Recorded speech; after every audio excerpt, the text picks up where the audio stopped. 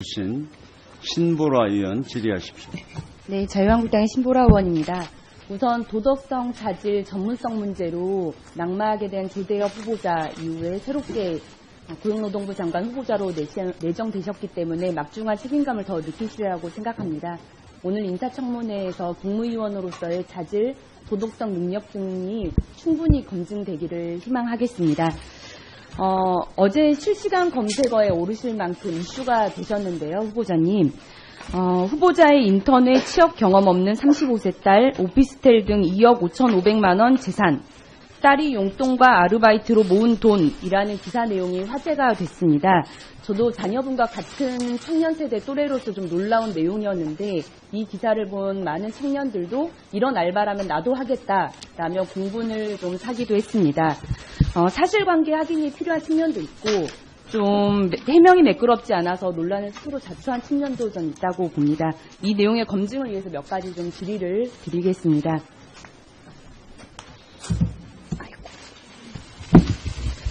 네, 인사청문 자료 제출한 내용에 따르면 30대 중반인 후보자의 자녀는 현금 자산, 예금, 차량, 오피스텔 등으로 2억 5,500여만 원의 재산을 가지고 있었습니다. 이 중 예금 자산이 1억 9,200여만 원에 달합니다.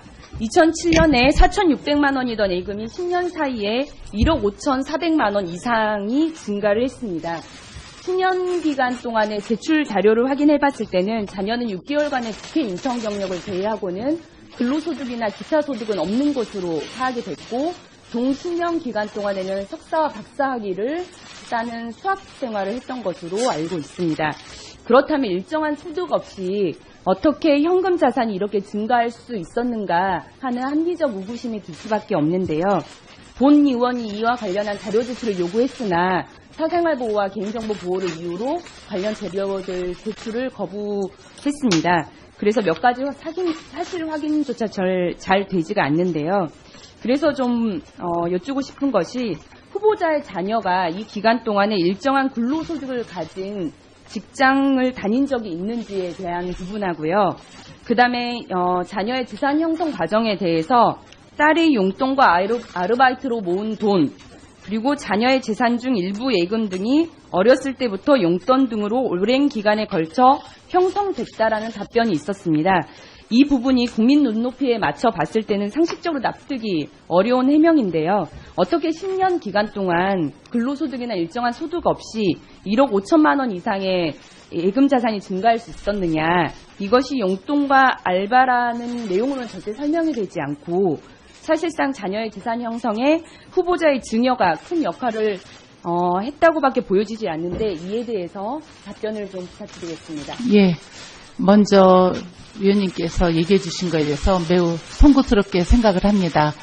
저도 이번 청문회를 준비하는 과정에 35년이 됐든 30년이 됐든 장기적으로 모았어도 1억이 넘으면 증여세가 발생한다는 이번 기회에 알았습니다. 좀 그 부분에 대해서 굉장히 송구스럽게 생각합니다. 그리고 대학교 박사과정을 하면서 4년간 연구조교를 해서 2천만 원의 학교에서 조교 연구비를 받았습니다. 강의도 하고. 그래서 그 자료는 나중에 제가 위원님께서 원하시면 그거를 드리도록 하겠습니다. 그리고 먼저 재산 형성을 하게 된 거에 대해서 좀 간단히 말씀드리면 의원님께서 1억 9천에 대해서 아까 인턴하고 학교 조교 장학금 하면 한 2,500만 원을 본인이 수입을 했습니다. 그리고 지금 얘가 금년에 박사과정까지 마쳐서 지금 미국에 공부하러 가 있습니다. 그래서 거기에 유학 경비와 생활비가 이제 9월 학기가 시작되기 때문에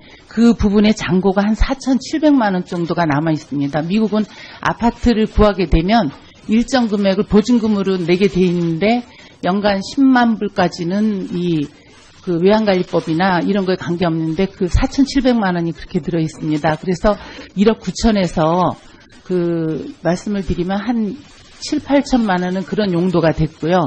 또 송구스럽게 생각하는데 제 원래 가족이 5녀 1남입니다. 저희 집안이. 그리고 저는 딸이 하나다 보니까 그리고 남편 집은 또 5남매입니다. 다 합하면 집안이 모이면 한 20명이 넘다 보니까 구체적으로 해주시는 게 좋을 것 같습니다. 죄송합니다. 네. 예. 네. 그래서 애가 하나다 보니까 설날이나 명절 되면 한 2, 300만 원씩 세뱃돈을 받고 그러면 얘는 그 돈을 다 모아서 이번에 보니까 통장이 18개 됐습니다. 그럼에도 불구하고 국민 눈높이에 맞지 않는다는 걸 제가 말씀드리고요. 제가 이번에 청문회를 하면서, 위원님 죄송합니다. 청문회를 하면서 작년에 얘 그 명의로 오피스텔을 하나 구입을 했습니다. 당시에 이제 남편이 교육기관에 있는데 남편이 정년 2년이 남아있고 얘도 금년에 박사학위를 마치니까 집에 책을 감당할 수가 없어서 딸 명의로 오피스텔을 구입을 하면서 제가 법무사하고 회계사 자문을 받았습니다. 오피스텔 관련권은 제가 추가로 좀 드리는 게 좋을 것 같습니다. 아까 그러면 인턴과 그 연구조교로 수입이 있었다고 하셨는데 인턴 조교를 하셨으면 기타 소득에 분명히 잡혔을 것이라고 생각이 들고요. 장학금으로 그다음에 나왔기 때문에 기타 소득에는 안 들어갑니다. 그리고 사실상 한 3천 정도 된다고 하셨지만 실제 자녀가 신용카드와 직불카드 현금 영수증을 쓴 내역을 보면 2013년부터 2016년 기간 동안 한 해 평균 2천만 원 이상을 소비를 했습니다. 그러면 그 수익이 발생했더라도 그건 소비로 다 직결이 됐을 겁니다. 그러면 유일하게 현금 자산이 1억 5천만 원 이상이 증가한 거는 또 이렇게 잘 해명이 되질 않는 것입니다. 그 부분에 그래서 그 부분에 대한 증여 여부에 대해 솔직하게 네, 인정을 하시는 위원님 게 적합하지 질문에 않을까 솔직히 답변 드리겠습니다. 제가 20살부터 직장 생활을 하다 보니까 시어머니를 모시고 있었습니다. 연세가 많으신데. 그래서 그 살림을 우리 애가 도맡아서 했습니다. 20살 되던 해에. 그래서 내 흔차를 주면서 집에 내역을 보시면은 이제 걔가 공개를 안 해줘서 저도 파악은 못하는데 코스트코, 홈플러스 집안 살림을 다 얘가 제 부모 가족 카드로 삼성입니다. 부모 가족 카드로 장을 다 보고 지금도 살림을 가기 전까지 걔가 살림을 도맡아서 시장을 봤기 때문에 그 신용카드가 한 달 우리 생활비에 그 식품 구입한 그걸로 말씀을 드리면 되겠습니다. 나중에 다시 답변하겠습니다. 네, 신보라 의원 수고하셨습니다. 다음은 더불어민주당 경기 의왕시 과천시 출신 신창현 의원 질의하십시오. 김영주 장관 후보자님께 기대가 큽니다. 감사합니다. 장관 되시면은 이 문제부터 해결하자고 제가 한 가지 좀 말씀드리겠습니다. 질문 시작하기 전에 우리 후보자는 우리나라 노동행정이 일본보다 후진국이라고 하는 의견에 대해서 어떻게 생각하시는지 나중에 제 질문이 끝나면 같이 좀 얘기를 해 주십시오. 슬라이드를 보시죠. 슬라이드. 최근 1년 동안에 죽은 근로자들의 얘기입니다. 살려고 일하다가 죽습니다. 우리가 죽기 위해서 일하는 건 아니죠. 다음. 그런데 이렇게 죽어나가는데도 지난 1년 동안 우리 고용노동부는 침묵으로 일관해 왔습니다. 다음. 일본의 경우에 과로사 사건 발생하자마자 2달 만에 방지 대책을 발표했습니다.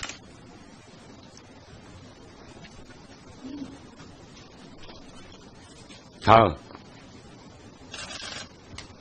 우리나라는 아직도 법적으로 과로사라는 표현을 쓰지 않습니다. 뇌심혈관계 질환 사망자라고 얘기합니다. 그 뇌심혈관계 질환 사망자, 과로사 근로자가 2008년부터 평균 해마다 330명씩 죽어나가고 있습니다. 다음. 대부분의 과로사는 우리 근로기준법 제59조 근로시간 특례 규정에 규정한 26개 업종, 우리나라 전체 근로자의 40%가 넘는 사람들이 사실상 무제한 근로를 하고 있습니다. 노사가 협의만 하면.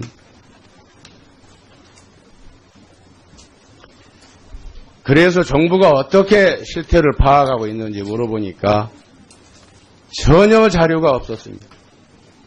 해마다 330명씩 과로사로 죽어나갔는데 정부가 실태 파악조차 안 하고 있었습니다. 그래서 집배원 노동자부터 한번 특별 근로감독을 해보자 하고 요청하니까 지난번에 충청 지역 우편 집배원들에 관한 실태를 조사해서 보고를 했습니다. 한 달 평균 쉬운 7시간씩 초과근로 평균입니다. 연간 2,600시간을 일하고 있습니다.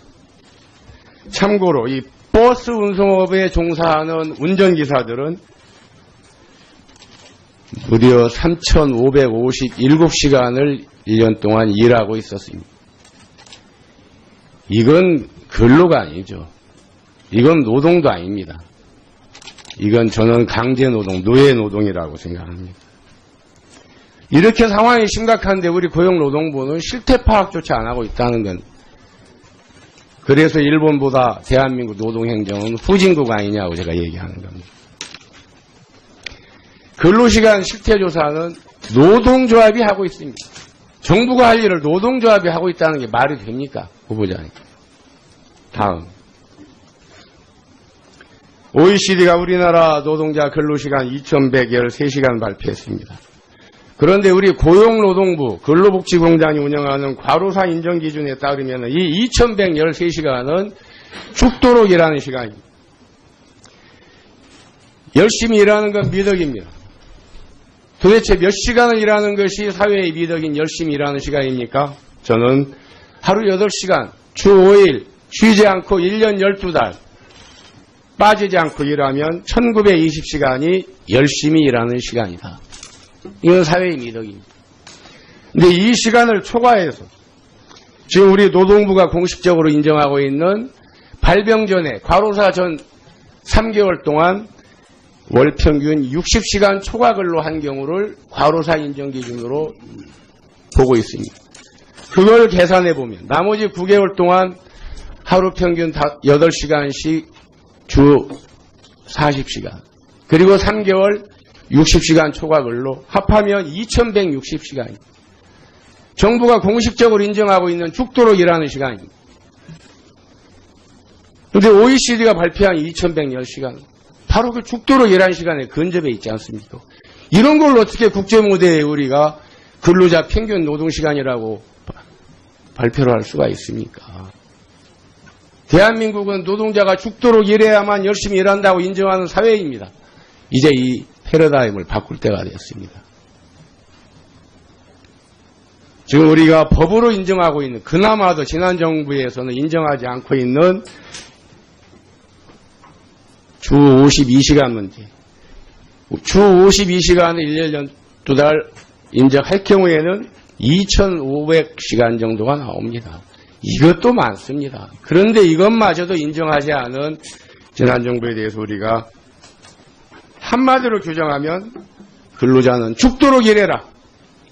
2명이 할 일을 1명이 해라. 열심히 하는 거다. 잘하는 거다. 라고 하는 사회에서 우리가 살아왔다. 이 패러다임 이제 바꿉시다, 후보자님. 다음. 왜 우리가 일본보다 후진국이냐? 과로사를 인정하는 비율도 우리가 일본의 절반밖에 안 됩니다. 과로사 인정하는 시간도 일본 한 달에 45시간인데 우리는 60시간입니다. 연간 근로시간 OECD 발표로 일본 1,719시간, 우리나라 2,113시간, 무려 400시간 차이가 납니다. 이게 후진국이 아니고 뭐가 후진국입니까? 다음. 그래서 과로사 인정률이 이렇게 낮다 보니까 근로자들, 유가족이 소송을 제기하고 소송하면은 10건 중 2건은 반드시 정부가 패소합니다. 이게 5년 내내 이렇게 되고 있는데도 왜 계속 인정을 그렇게 인색하게 하고 소송하면 패소하는지 우선 여기까지 우리 후보자님의 예, 지금 위원님께서 말씀하신 부분 공감합니다. 지금 우리나라가 근로시간이 OECD 멕시코 다음으로 최하위이지만 2016년도에는 우리나라가 최하위였습니다. 후진국 수준 맞습니다. 그리고 이런 원인이 또 장시간 근로가 과로사로 연결되는 것도 맞습니다. 우리나라 대한민국이 자살률이 세계 1위인 것도 근로시간이 과다한 거하고 저는 무관하지 않다고 봅니다. 제가 장관으로 임명된다면 지금 이 과로사 인정 기준이 2008년도에 됐기 때문에 지금에 맞지 않는 옷이라고 생각합니다. 위원님들께서 이 문제를 같이 논의를 해주시고 고용노동부에서도 적극적으로 이 문제에 대해서 임하겠습니다. 그리고 앞서 아까 위원님께서 말씀하신 일본의 문제를 간단하게 말씀드리면 일본은 노동조합 활동은 활발하지가 않습니다. 그러나 정부에서 노동관계법에 대한 건 엄격히 지키고 있습니다. 그래서 이제 정부가 우리나라도 현장의 그 분교도 줄이고 또 사회적 갈등을 줄이려고 하면 정부에서 이러한 대책을 만들어서 우리 OECD 국가에 맞는 대한민국의 그런 근로기준이나 여러 가지 노동관계법을 이제는 개정을 해야 될 때가 오지 않았나 이렇게 생각합니다. 예.